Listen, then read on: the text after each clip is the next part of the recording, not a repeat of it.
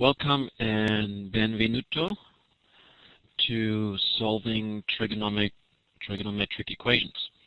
That was Italian. The process of solving trig equations is very similar to the process of solving algebraic equations.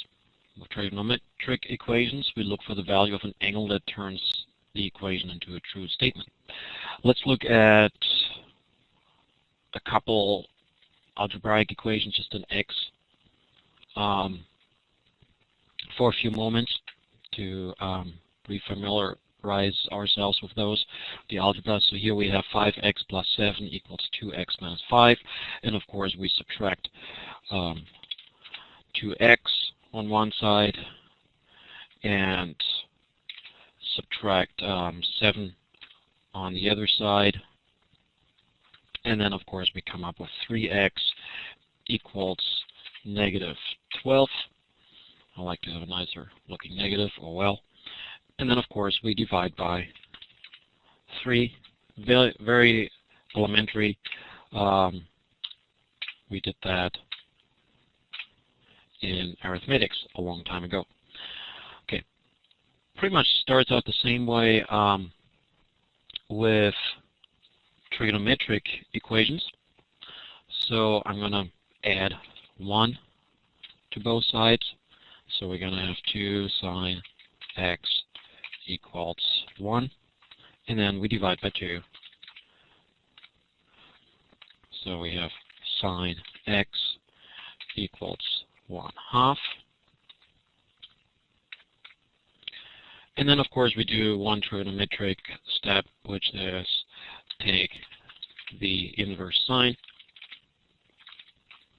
So we have x equals inverse sine of 0.5. And this one here I will, actually I think I will just steal a negative here and plug it into these various places. Just looks a lot nicer. Okay. Okay. And then of course we have to see that when we take the inverse sine of 0.5, that we could come up with several solutions. So we have to see what the original problem says. In this case, we come up with that the inverse sine of 0.5 is going to be 30 degrees. That's the reference angle. So 30 degrees. And then we have to see, well, it's also going to be 150 degrees.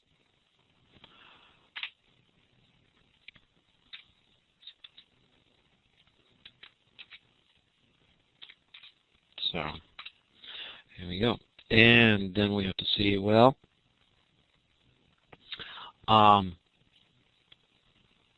it kind of repeats itself unless it says, you know, only find angles within 0 to 360 degrees. We have to list all of them. In this case here, it said it didn't specify anything, so we have to say, okay, it's at 30 degrees, but it's also at 390 degrees, it's at 750 degrees, so we have to add something to it, which is plus k, which is an integer, times 360 degrees. And this one here as well.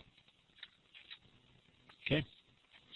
So here on the last step where we take the inverse sine, we're already familiar with that we can come up with several solutions, in this case quite a few. On the graphing calculator, let's go over there.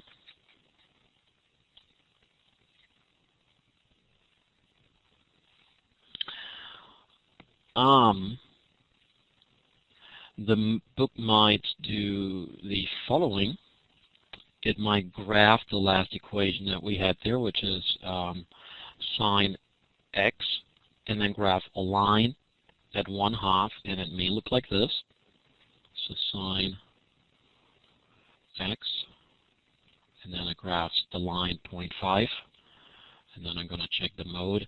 And I just like, in this case, I just like to be in radians.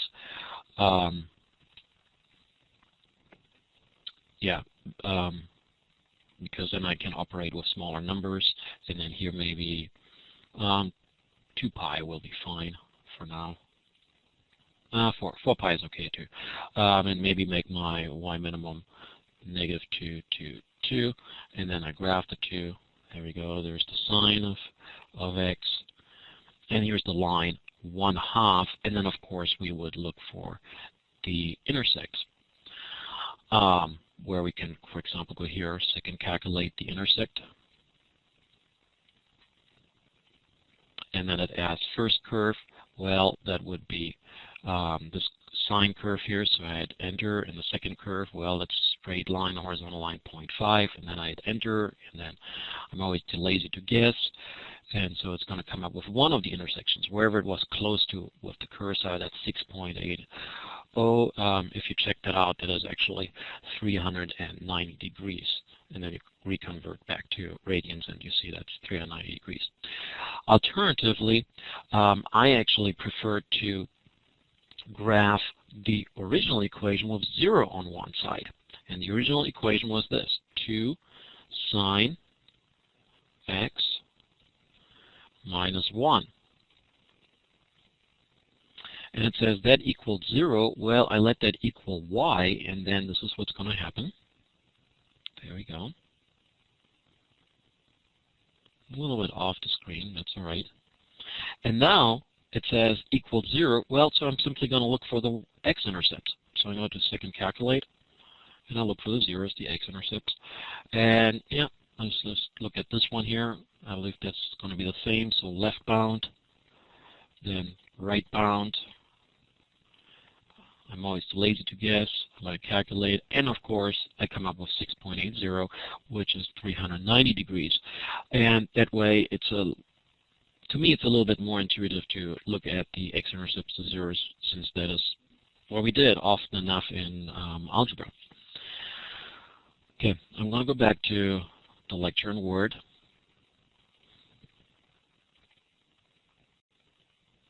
And I will save that and copy that later. Okay, solve for theta on the next one. So we're going to come up with 2 sine theta equals 3. I don't think I have to write the steps down. No need to write down the steps. So 2 sine theta equals 3. And sine theta equals 3/2.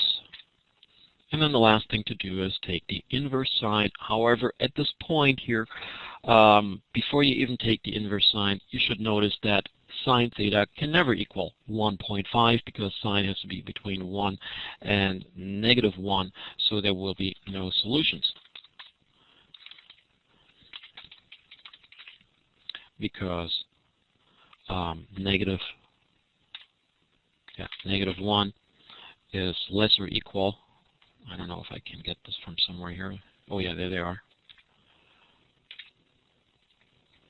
Where are we? Here we go. Less than sine theta, less than +1. There we go. And of course, in the graphing calculator, it would look as follows. I'm going to take the original one, 2 sine theta minus 3. So I'm going to go over there.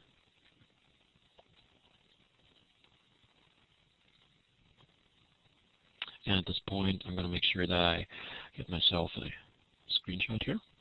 There we go. Okay, so this time around it was 2 sine theta minus 3. And in this case, I may want to go back to the original y values, -5 to 2, that's fine. Actually, the other way around. No, -5, yeah, -5. Graph, and there we go, there's the curve. Well, obviously, there are no x-intercepts. That means that the original equation, 2 sine theta minus 3 equal to 0, cannot be the case since there are no x-intercepts. And we saw that by definition, sine theta cannot equal 1.5. Again, get myself a screenshot here. And go back to the lecture. Okay, next one. Solve for a in this case. Find all degree solutions. So take the inverse sine square root of 3 over 2. Of course, it's possible. So we're going to have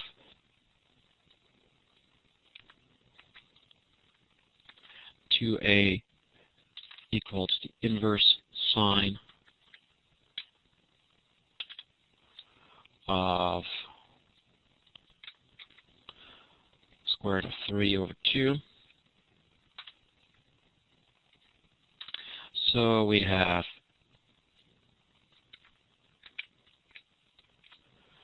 2a minus 50 degrees is the same as, well, inverse sine of square root of 3 over 2 is 60 degrees. But that's only the reference angle. So here we have 60 degrees. So I'm going to grab this one here. And the other one, of course, would be, whoops, the 120 degrees.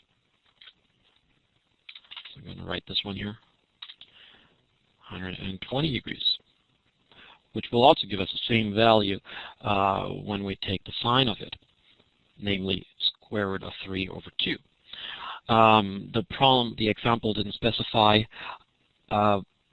that we're supposed to be in between 0 and 360, so we actually have to use all of them. We have to go beyond 360 degrees. So we're going to go here, and we're going to go there. Okay, then we do the algebra on these two here. I'm going to give myself a little bit more space. Let's see, so we're going to add 50 to both sides, and then we divide by 2, and I believe we can all do that in one step. I actually don't need the parentheses here, but it doesn't matter. So add 50, obviously. So the first one here is going to read 110. And the second one is going to read 170. Of course, we're dealing with terms here, so the 50 is just going to be added somewhere. And then we divide by 2.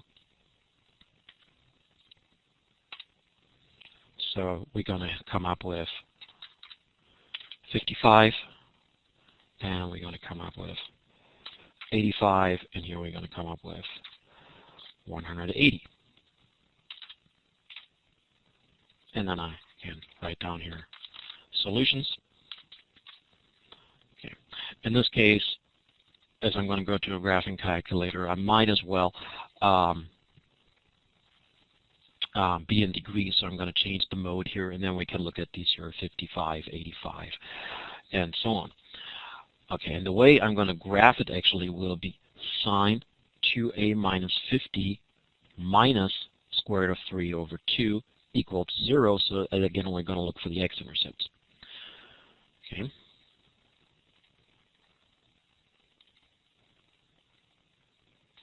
Alright, that was the last one, obviously. So let's see, what did we have?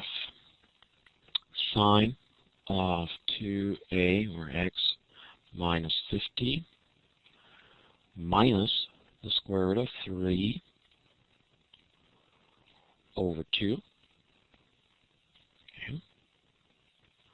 And then I better make sure going to mode that I change to degrees. After I've done that, I'm going to go to Window and change x minimum and x maximum to, let's say, 2 periods, 720 degrees. The y here, I don't know much about it.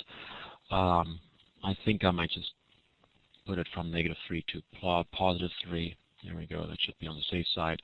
In fact, here's a where it kind of gives me a preview.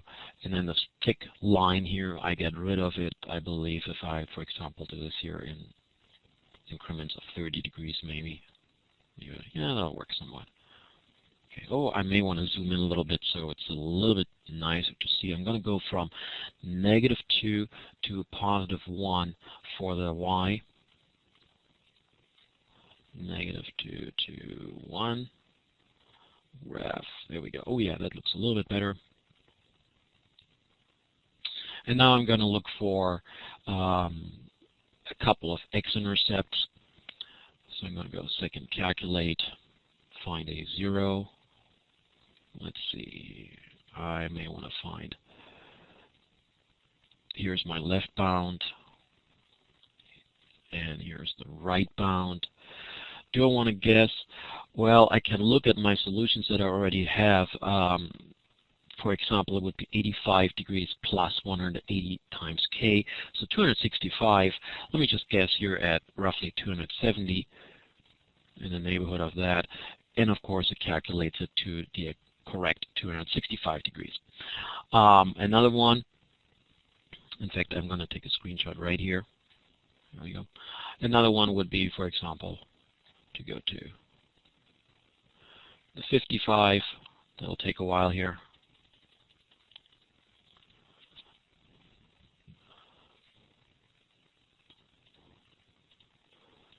This one here, left bound and right bound, will give me the 55 degrees. This time I'm too lazy. 55 degrees right there. Exactly what we came up with. Okay, at this point I actually will stop the lecture and continue on. I'm kind of halfway through here with the examples, so it's a good time to stop and then continue on later.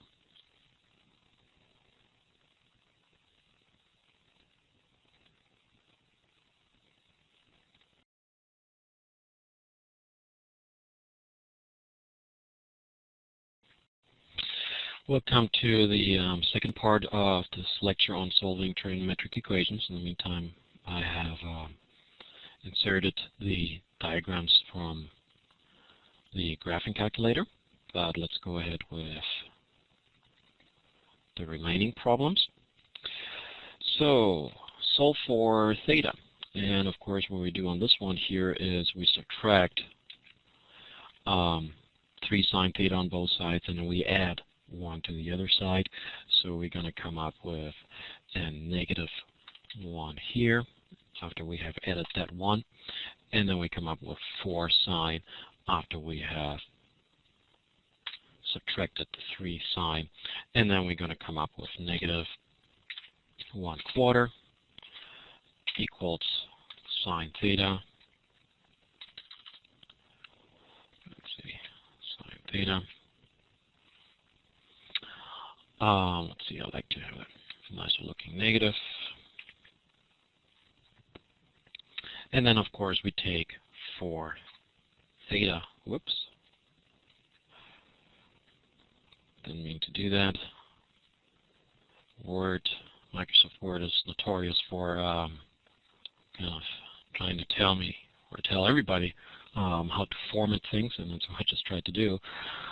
And then, of course, theta equals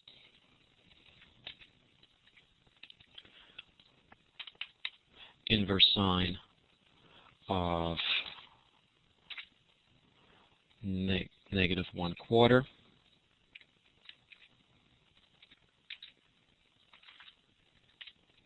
There we go. Finally got that. And I plug that into the calculator, and I come up with 2 solutions, of course.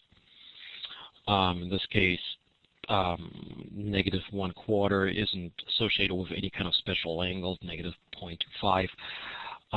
The reference angle of, so inverse sine of 0.25, I do this on the side. It takes me a moment because I have to switch from radians to degrees, is 14.5 degrees. Reference angle. With -1/4, I'll be in the 4th quadrant, so it's 360 minus 14.5, or 345.5 degrees. And the other solution is going to be, let's see, I'm going to grab a degree sign here from somewhere. And then I'm also in the 3rd quadrant, so it's 180 plus 14.5, or 194.5 degrees. And then, of course, I can go backwards and check either one of those two solutions. In this case, the original example had actually said that I'm supposed to look for theta only between 0 and 360 degrees, so I don't need to add another k times 360. Okay, the next one says, so for x, so we're back to a simple algebraic equation, but this time it's an x squared, so it's 2x squared minus 9x equals 5. There is one surefire method on how to do this, which is the quadratic formula. Let's just try the one that sometimes works and would be actually quicker, which is factoring. So we're going to have, we subtract 5 on both sides, and then we're going to see, well, can we factor this? Well, if we can factor at all, it would be 2x here and x here, and then we would have, well, the 5 only factors into 5 and times 1, so it would be a negative 5 times plus 1, so either negative 5 here and the plus 1 over there, or the other way around. And in fact, the way I just wrote it is actually the correct one, as you can see when we FOIL this back here. So what we did here was factor, and then here check with FOIL. Then indeed we come up with 2x squared minus 10x plus another x, so it's minus 9x minus 5, and that is correct. And solutions are x equals negative 1/2 on the first one, and x equals plus 5 on the second one, in order to make the parentheses 0. Again, I'm going to take a nicer looking negative. Okay. Here we go. Now we're back to trigonometry.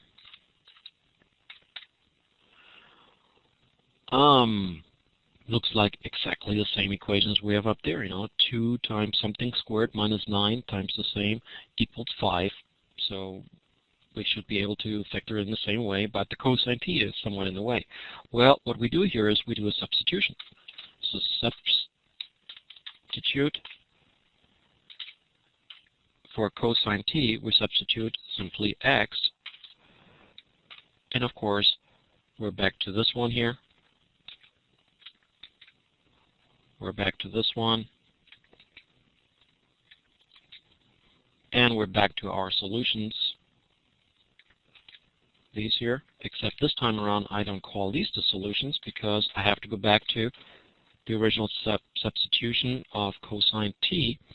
So as I do this, I'm going to scroll down a little bit. You actually can scroll down too on your screen.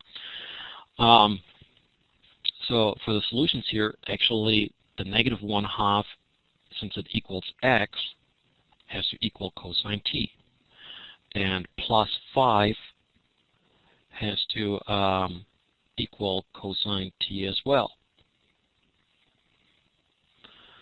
So I'm going to do that here. Cosine t equals negative 1/2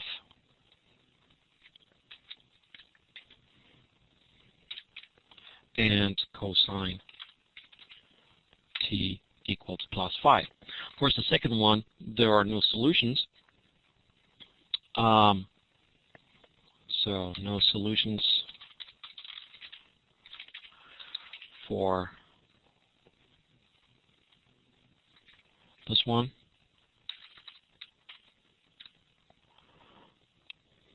And for the first one, t equals inverse cosine of negative 1/2.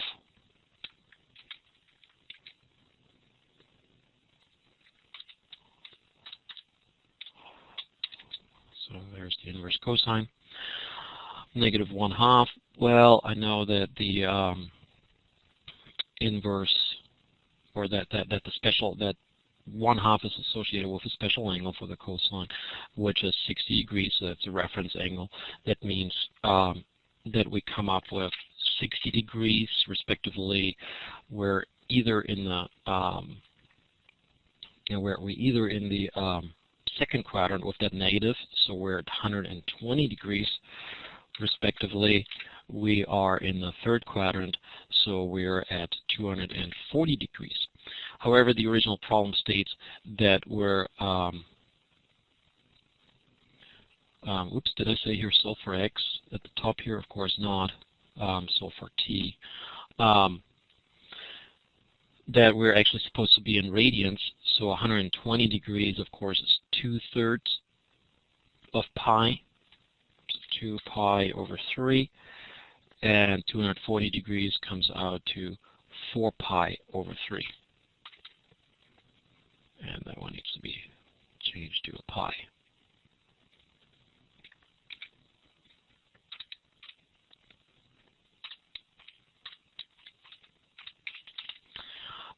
Notice that, interestingly enough, if this would have panned out, of course it didn't, we would have had 2 more solutions. So we would actually come up with 4 solutions.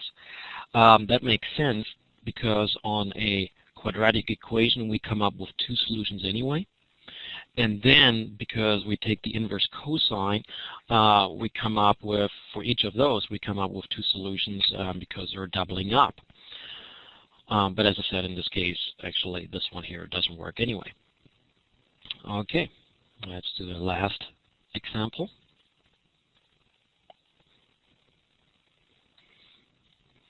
So 2 sine squared plus 2 sine theta minus 1 equals 0.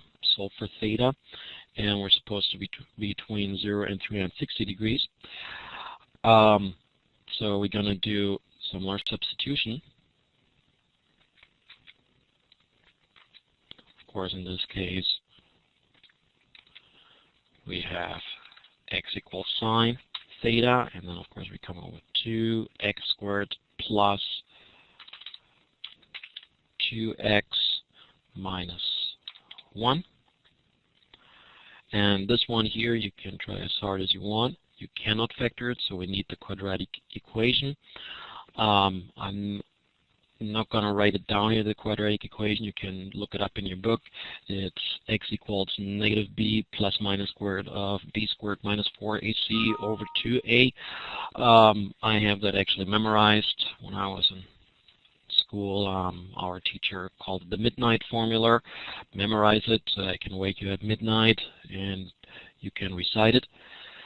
In any case, I'm not going to write it down here. You know, it just takes too much time here. You should be familiar with it.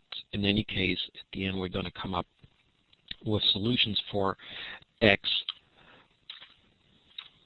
of negative 1,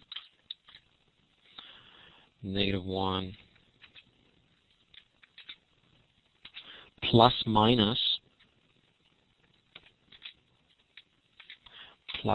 the square root of 3,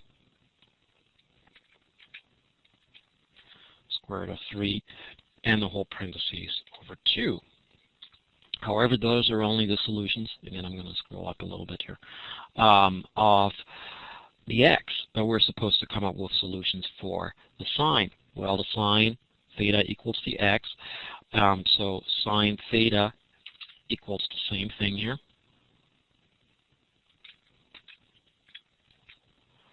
Sine, whoops, I forget the theta. There we go. So here I may want to write solutions. There we go. At this point, I may want to write them as decimals anyway, as I take the inverse sine. So inverse sine, let's see if I can. Where is it? Oh, there it is. Got a negative 1 and the exponent there. Well, it's not the exponent, it's the inverse of this one here, which will give us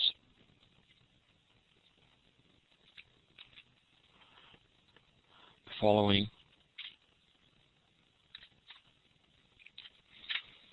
Equals the inverse sine of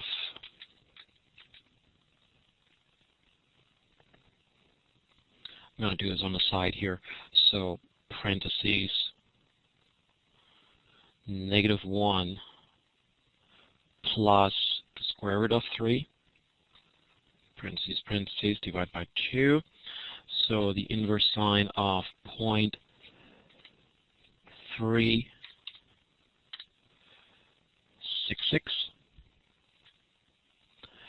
and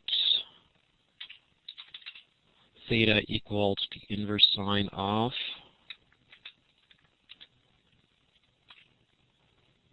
see what the other one is. -1. I hit second entry on my calculator and subtract this time. Square root of 3. Negative 1.366. And then, of course, the second one is not going to give me any solution because the sign cannot be less than -1. So no solution on the second one, or simply on 4, this one here. And the other one is going to be, let's see, and I want to be in degrees because that's what the example said. So I'm going to have inverse sine, answer 21.5 degrees. So theta equals 21.5 degrees. I'm only looking for solutions between 0 and 360 degrees. So there should be only one solution. Oh, that's not true. That's not true. Let me actually get a degree sign here somewhere. Where is one? Where is one? Oop, I don't see one anywhere. Nope, there is a second solution.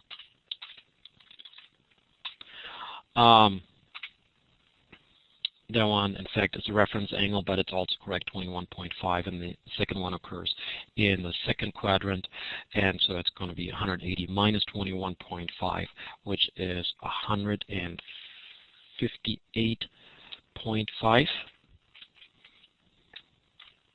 Here we go. And now I'm going to go to the graphing calculator. I just typed this something there occasionally because there's a strange little thing in the middle of the screen. Get rid of it. So I'm going to go to a graphing calculator, and what I'll be graphing here is this whole thing, 2 sine theta plus 2 sine theta minus 1. That's where I'll be graphing as f of x. And then I'll be looking for the x-intercept. So of course, where these two equal 0, I'll be doing it in degrees, so we can easily see that the solutions are 21.5 and 158.5 degrees. So let's do that. And with that one, I will finish this lecture. All right, y equals, that's remnant from previous one. So here we have 2 sine, and I put that in parentheses because it will need to be squared to 2 sine x squared. Of course, I like to have it written as theta there, but the graphing calculator is the boss. 2 sine, and then minus 1. Before I graph, I go to mode and switch to degrees, so you can readily read them off. Let's see, go to window, and I'm going to change it to 360 degrees. I don't really know what's going to happen to the y values here, so let's put -3 to 3 maybe. And let's see what happens. And actually this one here, I might want to switch to 30 on the scale, so it doesn't look too bad. This might actually, from the preview here, might just work. Kind of a funky graph here when it's done.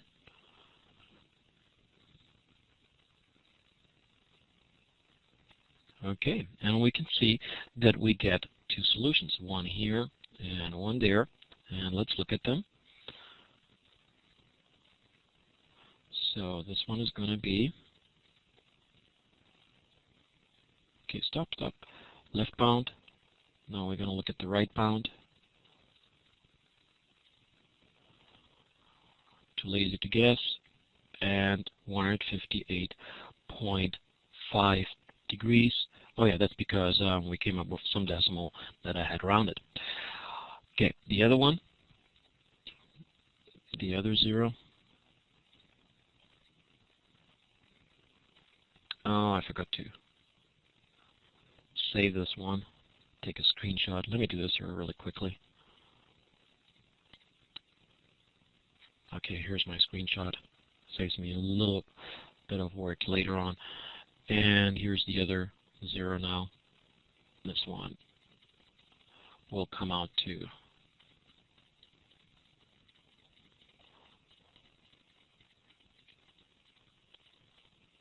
21.5 degrees, left bound, right bound, and there it is, 21.5 degrees. And with that, I'm finishing up the lecture on the section on solving trigonometric equations, and the problems that I'll be doing in the problem section are going to look somewhat similar, or pretty similar.